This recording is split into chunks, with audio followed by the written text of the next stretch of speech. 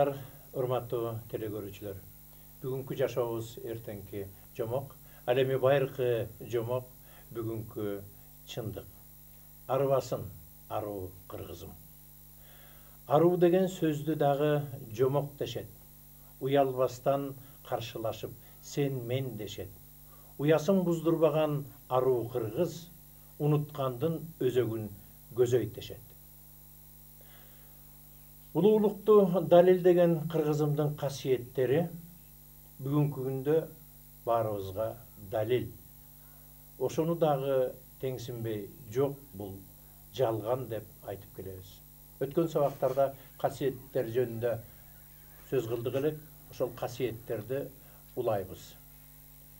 Адаттагыдай эле бизде мейманыбыз Булбулбек Осмонкулов. Өткөн темадагы сөздөрдү улап, тагдыр жөнүндө, напсы жөнүндө сөз баштасак. Рахмат. Ар бир адамдын тагдыры ар башка деп айтылат да. Ошол тагдыр Кудай Таала тарабынан бизге жан салынат деп атпайбызбы ар бир адамга. Ошол жаныбыздын энергиясын, мындайча айтканда, рух энергиябыздын мүнөзүнө жараша бизге кандай жан салынды. Ошого жараша тагдырды жана пешенесине жазат экен да Кудай Таала. Ошол сиздин пешенеңизге жазылган тагдыр, ошол сиздин өмүр жолуңузду коштой турган жолуңузда. Эмне үчүн тагдыр ар кимге ар кандай берилет дейт? Анткени ошол тагдыр гана дейт, сени дейт, азаттыкка алып бара турган туура жол дейт. Же болбосо башкача айтканда, сиздин бейишке бара турган жолуңуз ошол сиздин тагдырыңызда жатат. Тагдырыңыз жакшыбы, жаманбы, кыйынбы, жеңилби, ошого моюн сунуп, Кудайдын берген тагдырына тобо кылып, анан ошондой жашоо образын өткөзүш керек экен да. Ошол жөнүндө бу жерде адам напсисинин даражаларын 4кө бөлүнөт экен да. Ошол маалыматтарда, мезгил сабактарында. Адам напсисинин 4 даражасы болот дейт да. Ошого жараша сиз Кудайдан же сый алып турасыз дайыма, же жаза алып турасыз. Күнөө болсо жаза аласыз, жакшы кылган жоруктарыңыз үчүн Кудайдан сый аласыз да. Кудайдан алган сый деген эмне? Кудайдан алган сый бул сиздин ден соолугуңуздун жакшылыгы, ишиңиздин алга жылганы, туугандарыңыздын, бала бакыраңыздын ден соолугу жакшы, иштери жакшы, ошол нерсенин баары Кудайдан алынган сыйда. Биз Кудай берет десе эле эмнени ойлойбуз? Акча берет мага, байлык берет, анан же болбосо бир чоң кызматка барып орношуп калам, мына Кудай мага берип атат деп айтабыз да. Ошол туура эмес түшүнүү экен да көрсө. Напсинин эң биринчи даражасы бул жокто эңсөбөө дейт. Сиздин колуңузда жок болсо дагы ошол тагдырыңызга тобо кылып, Кудай мага бир күнү берет, бүгүн болбосо эртең берет деп жок болсо дагы, ачка отурсаңыз дагы эңсебей, Кудайга тооп кылып, ушундай жашоо кечирсеңиз, бул улуулуктан эң жогорку деңгээлде кабылданат экен да. Эң аруу акыбал, эң жакшы акыбал ошол жокто эңсөбөө дейт да, напсинин даражасы. Ошондой акыбалды алып жүргөн адам дейт, Кудайдан дайыма сый алып турат дейт. Экинчи даража бул жокто эңсөө. Сизде жок да, бирок сиз эңсейсиз да, менде деле болсо деп мындай акыбалды алып жүргөн даража экиге бөлүнөт экен. Ошол сиз эмнени эңсеп жатасыз? Сизге аябай керектүү нерсени эңсеп жатасызбы? Же кереги жок нерсени эңсеп жатасызбы? Ошого жараша дагы же сый аласыз Кудайдан, же жаза алып калышыңыз мүмкүн экен. Үчүнчү даража бул барда эңсөбөө. Колуңузда бар, жакшынакай жашап атасыз, баары жетиштүү, денсаулыгыңыз жакшы. Бирок сиз ошого тооп кылып, каниет кылып, башка артык нерсени Кудайдан сурабайсыз. Жакшынакай жүрөсүз да маанайда. Бул даража дагы Кудайдан жогору бааланып, ушул даражаны алып жүргөн адам дейт, дайыма сыйга татыктуу болуп жүргөн даража дейт. Eң төртүнчү даража бул барда эңсөө дейт. Эң жаман нерсе ушул экен да. Колуңузда бар болуп турса, баары жакшы болуп турса, ошону аз деп, ошого тоюнбай, ошого неметпей, ыраазы болбой, мындан дагы көп болсо, мен дагы ушунчалык бийлигим мүмкүн өйдө болсо деп эңсеген акыбал бул эң напси даражасынын эң төмөнкү акыбал экен. Бул мындай акыбалды алып жүргөн адам дейт, дайыма Кудай Тааладан эч качан сый албайт дейт. Жаза алып калышыңыз мүмкүн экен да. Жаза деген ошол жанагы эле турмуштук кыйынчылыктар, ден соолугуңуз, наркотиктердин баары ушундай 4 даражага бөлөт экен. Ошон үчүн бир гана Кудай билет дейт. Сен тагдырың кандай болуш үчүн. Ошол тагдыр дейт.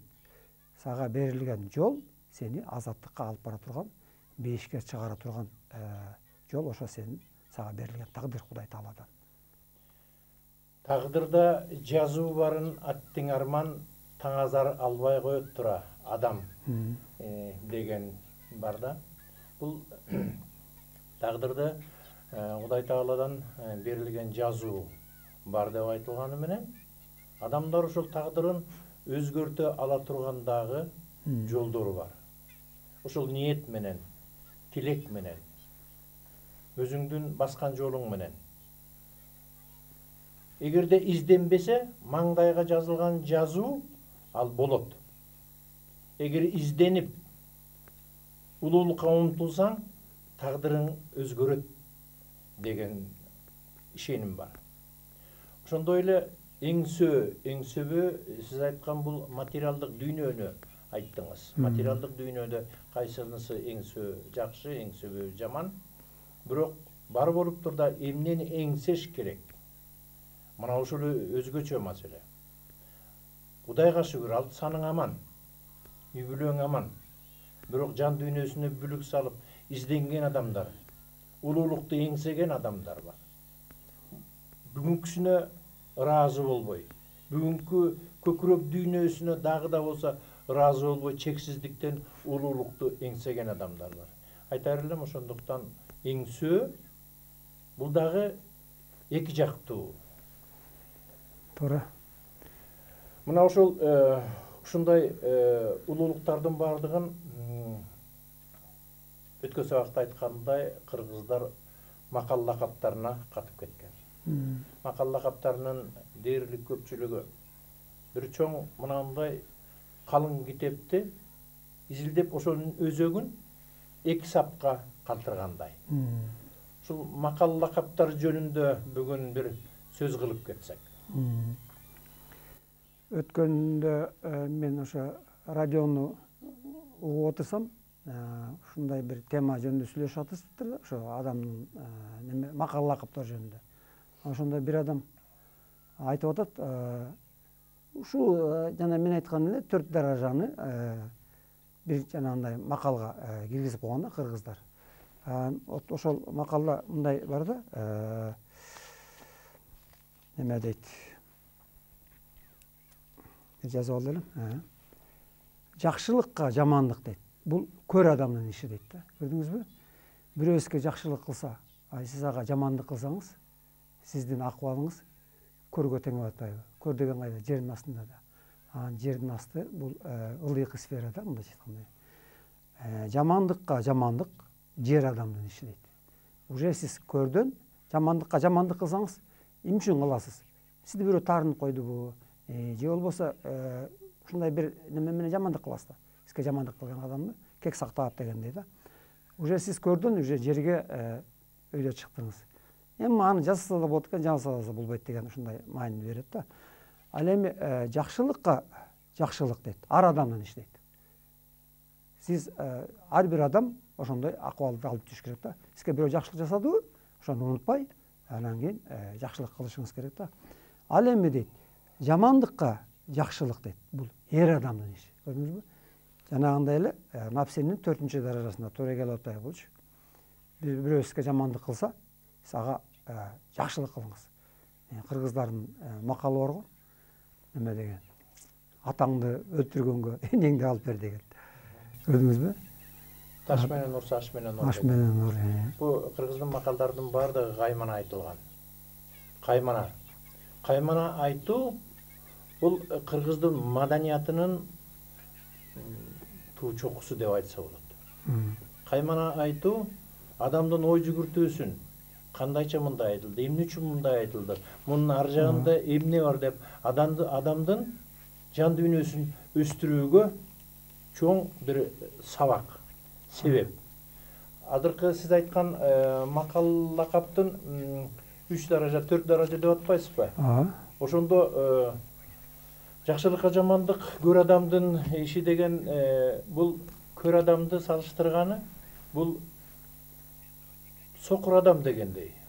Туура. Көрбөгөн адам. Ар кандай мааниде түшүнсө атам. Жакшылык адам. Улам жогорулаган даражасын берген. Кыргыздын макал лакаптардын бардыгында айтылып калган сөзүнөн башка дагы каймана айтылган дагы купуя сырлар бар. Мен бир макалда айтайын. Улуу тоого чыккан барбы, улар үнүн уккан барбы дейт. Улуу тоого чыккандар ким? Улуу тоо деген кайсы? Ала тообу, Теңир тообу, Жамалунгамы, Эверест. Же кайсы тоолор? Гималай тоолорбу? Тоо бул бийиктик. Улар үнүн уккан барбы дейт. Улар үнүн уккан барбы? Улар үнүн укмак тургай бүгүн шишкебек кылып жеп аткандар болуп турат. Туурабы? Демек мунун каймана айтылган башкача бир темасы. Эмне деген суроого улуу тоого чыккан барбы деген, улуу бийиктикке чыктыңбы деген сөз. Улуу бийиктикке биздин Манас даңазалаган манасчылар, жомокчулар, дастанчылар, акындар, булар кайра эле кайып дүйнө менен канатташ адамдар. Улуу бийиктикке чыкты булар. Улардын үнүн уккан барбы? Эч ким укпаган үндү силер уктуңарбы деген сөз. Кайра эле ошол улуу кыргыз, аруу кыргыз. Эч ким укпаган үндү кайыптагы өйдө жакта чексиз аламдагы үндү уккан улуу кыргыз. Мына ошол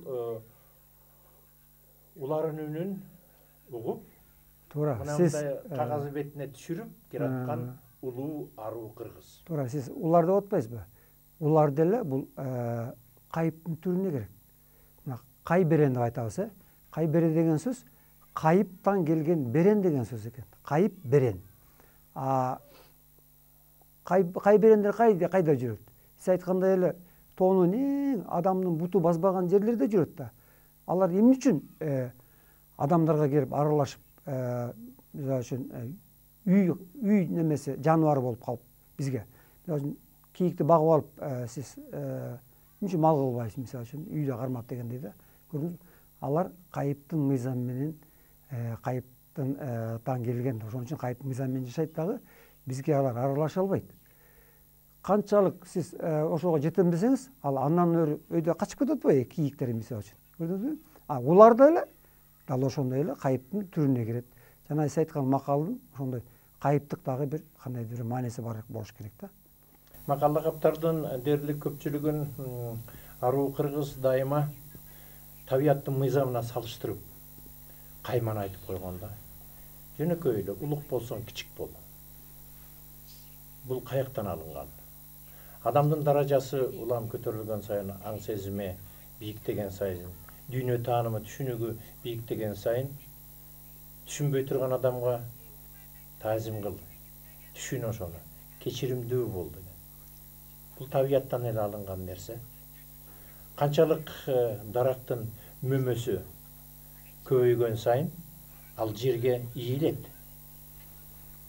Мына ошондон сыңар эле табияттан алып улук болсоң кичик бол. Салыштырмалуу, каймана.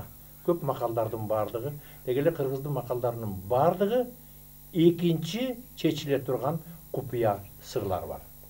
Ошол макалдардын түбү барып, кайыптын мыйзамына такалат дейт. Бүт чоң ааламдын законун ченемдүүлүгүнөн ошолорго туура келген маанини алып жүрөт дейт да ар бир макал лакаптар. Эгерде макалдар туура эмес айтылган сөздөр болсо, алар унутулуп калат. Көрдүңүзбү? даана айтылган дал мааниси аябай жогору болуп айтылган жанагындай накыл сөздөр, макал лакаптар эмне үчүн унутулбай ооздон оозго өтүп келе атат? Мурда кыргыз элинде жазуу деген аз болгондо көп нерсе биз өзүбүздүн эс тутумубузда сактап келгенбиз да. Атасы баласына айтып кеткен, ай, муну балаң айта жүр, унутпасын, мындай макал бар деп.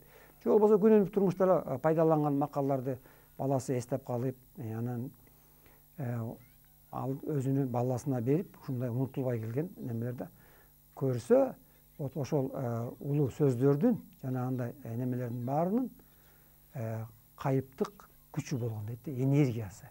Ошол действительно ошол өйдө жактан келген сөз болсо, ал деген күчтүү энергияны алып жүрөт, кайыптын күчүн. Ошон үчүн алар унутулбайт. Генетикалык эс тутумга бекем сакталып калат дейт да. Макалдардын жөн эле биздин материалдык дүйнөдө эле бири бири болгон алакабыз аркылуу, немебиз аркылуу мамилебизди билдире турган бул нерсе бир чети материалдык дүйнөдө. А бирок сиз айткандай баарынын түпкүлүк касиети, сыры бүт өйдөңкү ааламда, кайып дүйнөдө камтылган. Ошол макалдын баары ааламдын мыйзамдарын туура бизге чагылдырып көргөзөт дейт. И ошондой эле жана кыргыздын ырым-жырымдары да ошондой дейт да. Ырым-жырымды, ата тек немелерин, касиеттерин, сөздөрүн дейт. Ошолор каада салттарын, даже керек болсо кийимдерин, ошолорду биз бузбай кийип жүргөнүңөр дейт. Ошолордун жанагы каада салтты сактап, ырым-жырымдарды жасап жүргөнүңөр, бул силердин дейт, чоң ааламдын мыйзамын сыйлаганыңар. Ошонун чоң ааламдын мыйзамын билип, ошондой экенине көрбөсөңөр дагы дээр сезимиңер менен сезип, бул мындай турбайбы деп, биз ошолордун жасаган болгон нерселерди ааламдагы жерде биз кайталайт экенбиз да. Жана кичинекей балдар ата энесинин кылганын курчак ойнотуп, айылдашмак ойноштуруп кайталап атпайбы? Биз ошондой эле чоң ааламдын мыйзамын жерде ошо өзүбүздүн каада салт аркылуу, ырым-жырымыбыз аркылуу кайталап, ошолордун мыйзамын сыйлагандык деп ошондой айтылат да. Абдан туура. Чоң аалам бар, жана кичи аалам бар. Чоң ааламдын жердеги көчүрмөсүн биз жашап атабыз. Кандай мыйзам болсо ошонун кичирейтилгени бул бүгүнкү күндө жер жашоочулары өткөрүп жатат. Ушу кайып дүйнөдө кайман айткандай, бардык нерсе кайман айтылып келет деп атпаймы? Керегем сага айтам, келиним сени ук, угум сага айтам, уулум сени ук. Эмне үчүн түз айтпайт? Кыйытып айтат. Айлантып айтат. Жогоруда айтылгандай бул өтө улуу маданият. Ошол улуу маданияттын бирине кыргыздын түш жоруусу, түштөрү. Бул дагы улуу чоң касиет болгон. Касиет дагы күндө биз айтып келгенде түш бул жогору жактан адамзатына берилген карта схема. Эртең каяка басыш керек, кандай басыш керекпи, жокпу? Аны чечмелей билген адамдар болгон.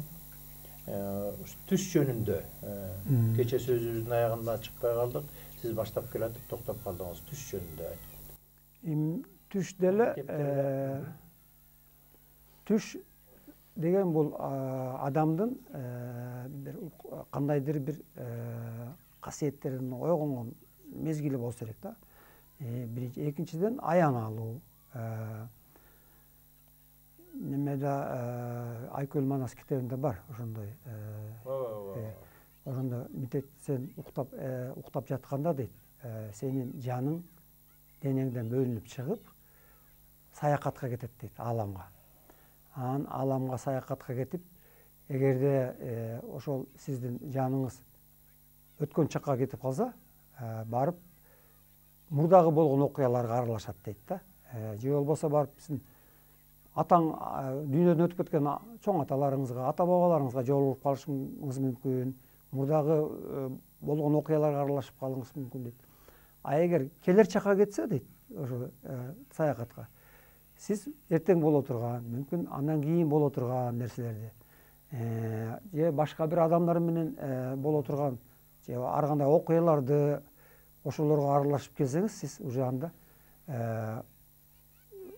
келер чакка барып келген саякатыңыз болот дейт да. Түш деген ушундай бир адамдын бир абалы дейт. Уйкусоодогу ушундай бир өзгөчө абалы дейт да, түш деген. Ошол убакта жаныңыз денеңизден бөлүнүп башка аламдарга барып келет экен да. Ошол башка аламдарга барып калганда, ошол жактан жанагындай аяндардап келип атпайбы. Сиз түшүңүздө эмнени көрүп атасыз? Бунун баары ошол улуу ааламдын бизге болгон байланышы. Ошол байланышынын бир түрү да, мындайча айтканда. Ошол түш аркылуу бизге дагы маалыматтарды берип турат экен да, аян. Жана касиет деген болсо, ал азыр биз касиетти дагы багыш керек экен. Мисалы үчүн мага табуучулук бир касиетти берди. Мен бир күн эле отурсам, адамдын дээр сезимине салынат дейт ошол касиет.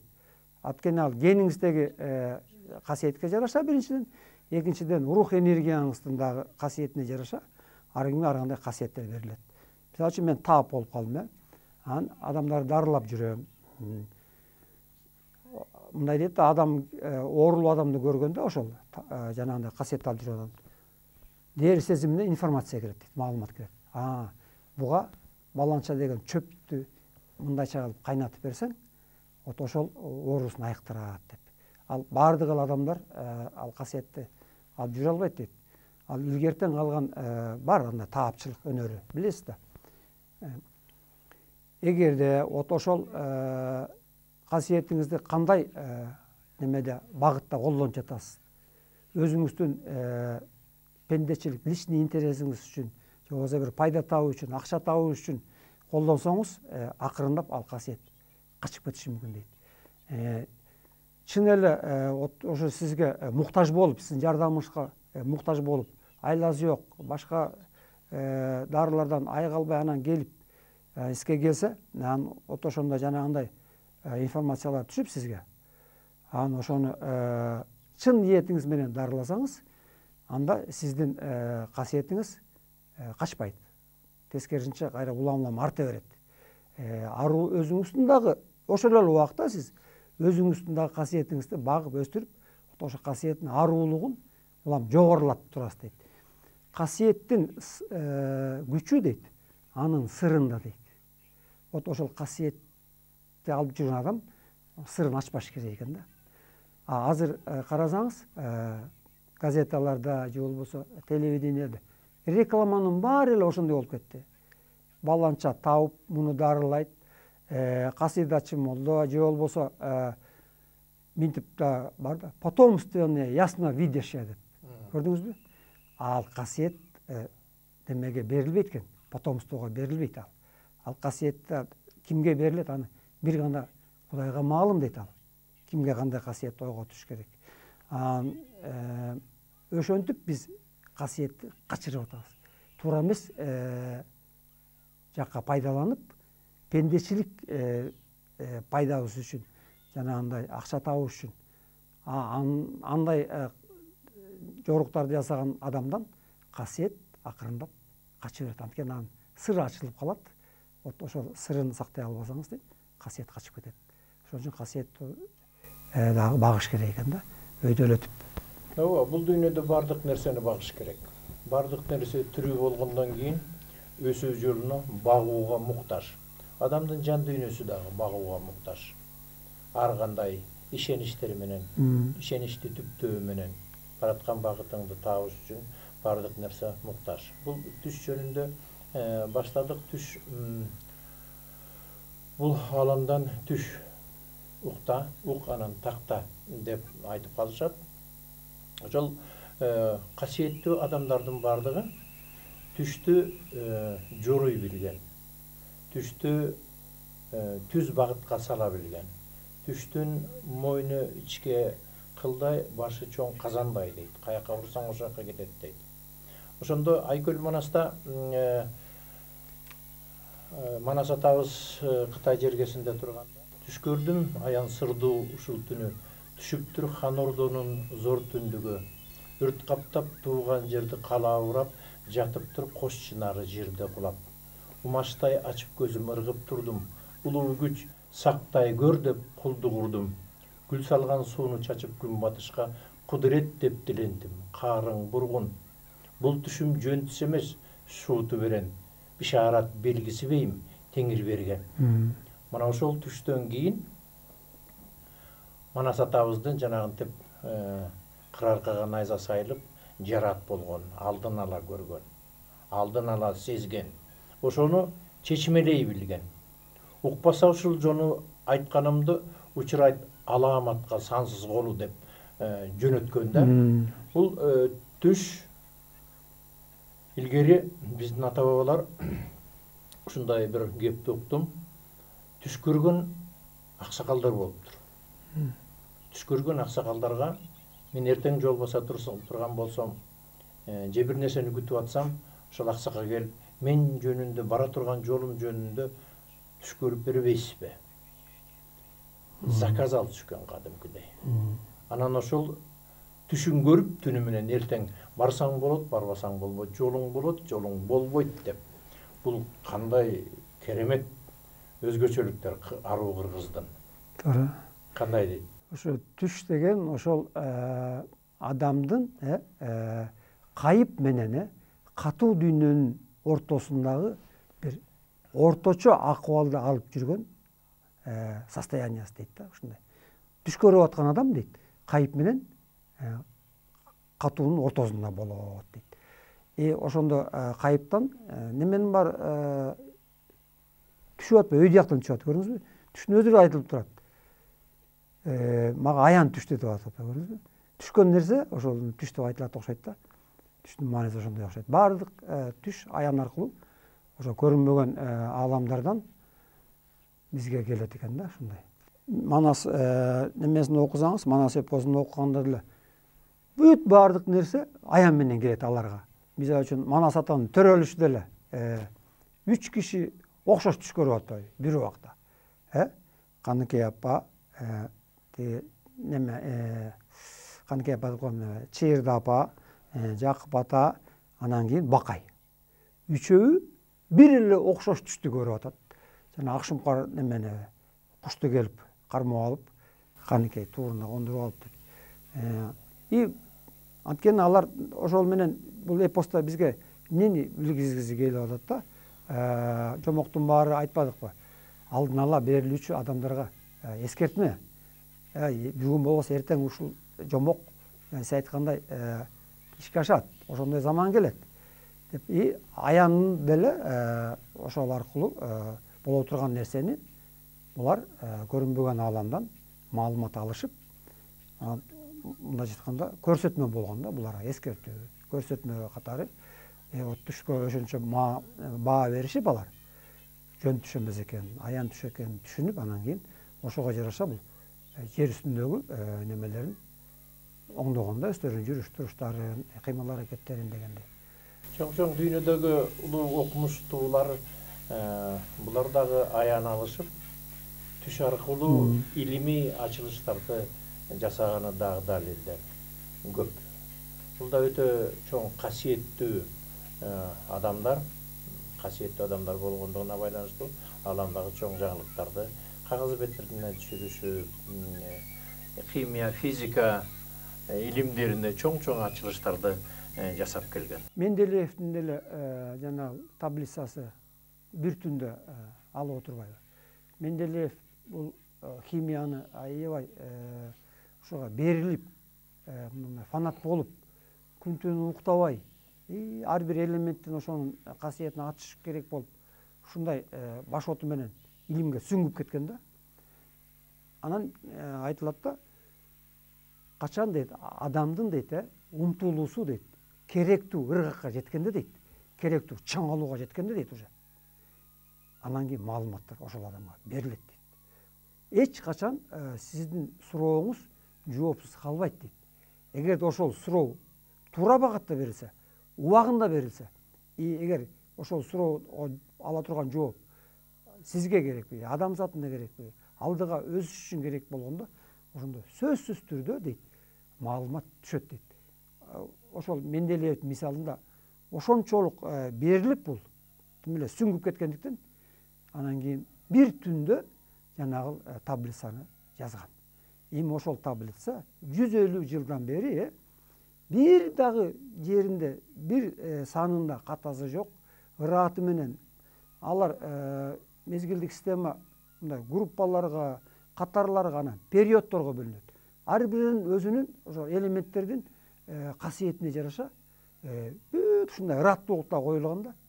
Биз атомдук салмагы дейбизби, электрондордун саны, оболочкалардын саны.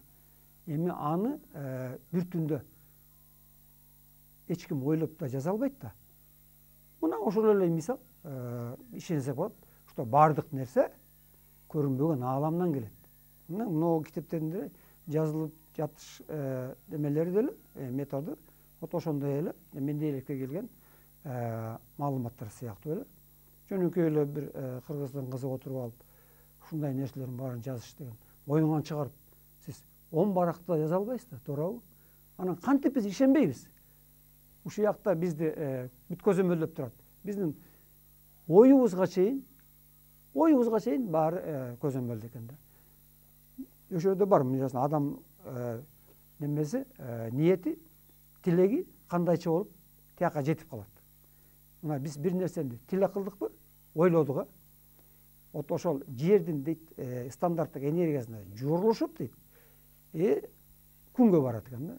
Анткени бизге борбордук объект болгон жерге. Бул күн. Биз күнгө тартылып, ошонун тегерегин айланып жүрбөйбү биздин жер. Анан адан дейт күн Сириус'та айланат экен, дагы бир өзүнчө бир топко кошулуп. Анан Сириус'ка барат экен. Ар бир объектиге барган сайын ошодон бул обработкадан өтөт экен да, мына иргелүүдөн өтөт экен дагы. Анан акыр аягы барып мына галактикалык борбордогу жанагындай мозговой центрге барат экен дагы. Центральный компьютерге түшөт экен. Бирок муну басып өткөн жолунда дейт убакыттын кереги болот. Көз ирмемчилик убакытта барат дейт. Мына биринчи китептин арт жагында ошол бүт бар да, мындай порядогу менен жазылган. Адамдын тилеги кандайча болуп тияка барып келет. Ошонун баары ушундай неме менен жазылган да, ырат менен жазылган. А биз ойлойбуз да, мен оюмду ким Кудай угуп коюптур деп. Укмак турсун. Көз ирмемчилик убакытта алар билип коет экен, эмне жөнүндө ойлоп атканыңызды. Жанагы күнөө деген ошодон бизге күнөө жиберилип калат экен да. Биз ойлондук, эгер оюбуз жаман болсо, жанагындай центральный компьютерге жеткенден кийин, Кудай Тааланын компьютерине ал жаман нерсе кабыл алынбайт экен. Жакшы барган оюбуз положительный энергия болуп барат экен дагы. Анан ошодон кабыл алынып, ошол жакшы энергиялар. Анан кайра же өзүбүздүн цивилизацияга жүрөт. Болбосо башка цивилизациялар ким ошол энергияга муктаж болуп турса, ошол ааламдын ичинде. Вот ошолорго тарайт экен. А биз ойлойбуз да, биздин керегибиз кимге бар деп. Биздин чыккан энергия, биздин оюбуз, биздин ниетибиз чоң ааламдын өсүшү үчүн дейт, өзүнүн чоң салымын кошуп турат дейт. Силер өзүңөрдү кичинекейбиз деп ойлобогула. Силер ааламдын бир клеткасысыңар. Бир клеткасы болгондон кийин эч качан ошол клетканы кереги жок деп Кудай Таала теге кесип салбайт өзүнүн денесинен. Ошол Кудайга керек экенин, ааламдын өсүшүнө керек экенин билип, дайыма жакшы ойлонуп жүргүлө, жакшы ниет кылып жүргүлө, күнөө кылбагыла. Күнөө кылсаңар, кайра терс эрегиңер өзүңөргө келип, өзүңөрдү кыйнап коет. Бизге оор болуп кирип кетиши мүмкүн. Кыйынчылык турмуштагы ар кандай. Бир кызык нерселер бул адамзат, аруу адамзат, баягы Николай Рерихтин айтканы бар эмеспи? Сириус планетасынан жерге жаркыраган Манас түштү деген нерсе бар да. Манас баарынан улуу экени, ыйык экени ошол жазылганда. Кыргызстанга көп келген адамдар бар, изденүү жолунда жүргөн. Америкадан индеецтер келди, Монголиядан келишти, Россиядан Кумык урутунан келген адамдар болду. Мына ошолордун Кумык бул кыргыздын бир уламалары экен, кыргызча сүйлөшөт кадимкидей. Бирок Манас эмне экенин мындай жетилбейт экен көп. Бияктан айтылып сүйлөлүп калгандан кийин ошолор менен бааларсак, азыр алардын түшүнө манас кирип атып турат.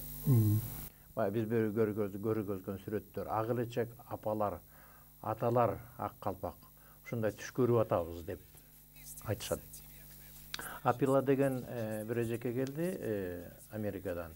Индиец аял, улгайып калган, окумуштуу да экен, бирок көкүрөктүү адам экен. Ошол түшүндө ушул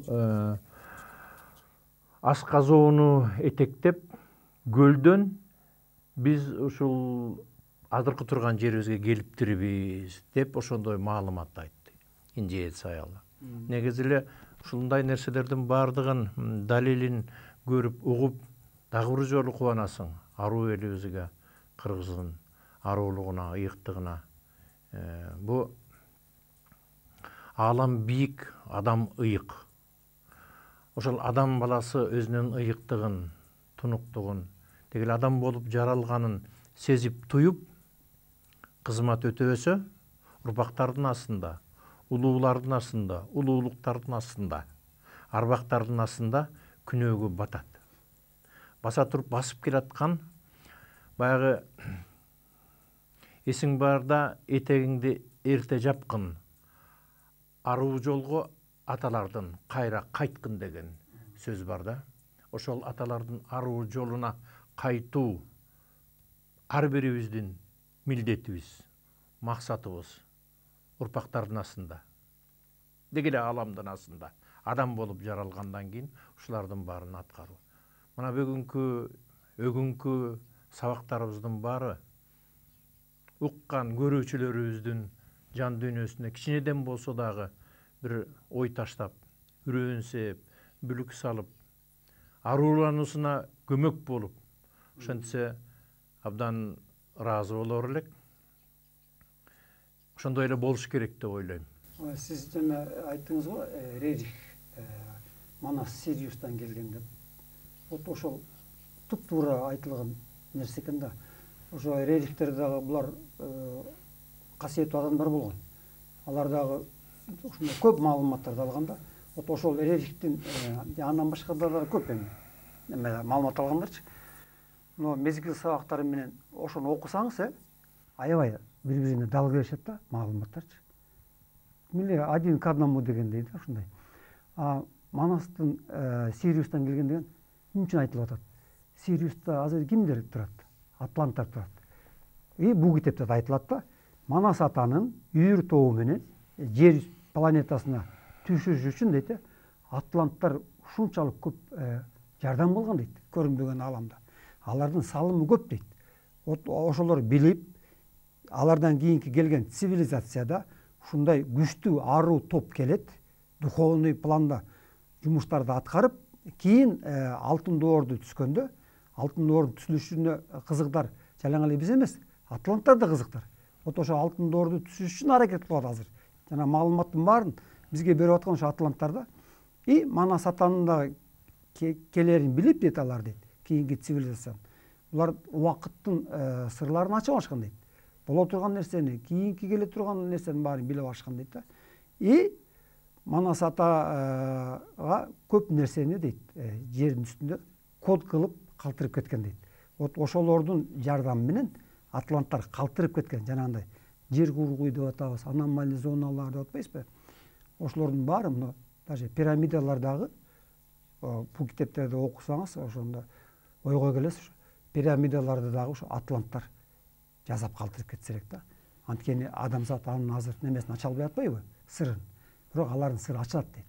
Вот ошолордун сырлары ачылганда, анан көп нерселерге илимде мындай көрүнбөгөн аламдын мыйзамдарын таанууда адамзат жетишет дейт. Эрнес Мулдашевдин китептерин окусаңыз, ушу пирамидалар жөнүндө көп маалыматтар бар. Египет пирамидасы, азыркы күндө Татарстандын жер астындагы пирамидалар, океандын түбүндөгү пирамидалар, Стоунхендж, остров Пасхи Чилинин жанындагы, Башня Смерти Америкадагы ушундай белгилүү жерлердин бардыгы пирамидалардын аралыктары биринен бирине болгон аралыктары 6660 метр. Анында Ар бир жердин ошонун бардыгын өлчөп, анан ошолордун бардыгын койгон, бул жердин өзүнүн терс энергиялардан сактап туруу кызматын аткарган өзүнчө ошондой объектилер курулган. Бул атланттардын адамзатка болгон белеги. Өзлөрү жашап кеткенден кийин ошол пирамида үч бурчтук келген адамдан келген терс энергияны өзүнө камтыйт экен, ааламга чыгарбай. Ошондой бир мүмкүн тазалап туруп анан кийин чыгарат, ошондой бир синтездеп туруп анан ушундай өтө маалыматтар бар. Бүгүнкү күндө пирамидалар ошол 6600 метр бийиктиктеги эң бир бийик пирамида бул Кайлас тоосу деп айтылат. Кайлас тоосу бул тоо эмес экенин, анан ошол эң мурдагы түндүк уюл болгон экенин, анан ошол жерде анын бийиктиги 6600 метр. Мунун бардыгы атайын сиз экөөбүз отуруп алып бир тоголокто алып алып, анан өзүнүн баарын өлчөп, бул жерге муну койоралы, бул жерге муну куралы деп туруп жасап койгону. Муну адамдар жасаган эмес деген бүгүнкү айтып жүрөбүз го, муну Египетте адамдар ошондон баарын өзүлөрү жасашкан деген. Жок, андай эмес. Себеби ал жерде 200 тонналык таштар бар экен пирамиданы. Аны көтөрө турган бүгүнкү күндө техника жок экенин.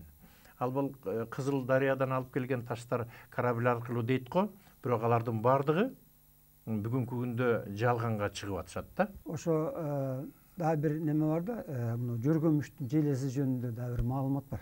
Ал немедечи? Сезбейм, тоголок деп. Ооба. Жөргөмүштүн желеси дейт. Ошол адам затына берилген бир кандайдыр бир код дейт. Символикалуу маанини алып жүргөн код түрүндө берилген ошо Жергемиштин жөлөсү дейт. Мындай карап көргүлө дейт. Мына глобусту алабыз, глобусту алып туруп Жергемиштин жөлөсүн ортосунан кармап, жана мындай тарайт да бүттегерете. Ошо глобустун үстүнө таштасаңыз дейт. Жана меридиан, экватор жана экваторсуна параллелдери параллел болуп, точно ошол глобуста сызылган сызыктарды камтып калат дейт. Ошого окшошуп калат дейт. Алар эмнелер дейт?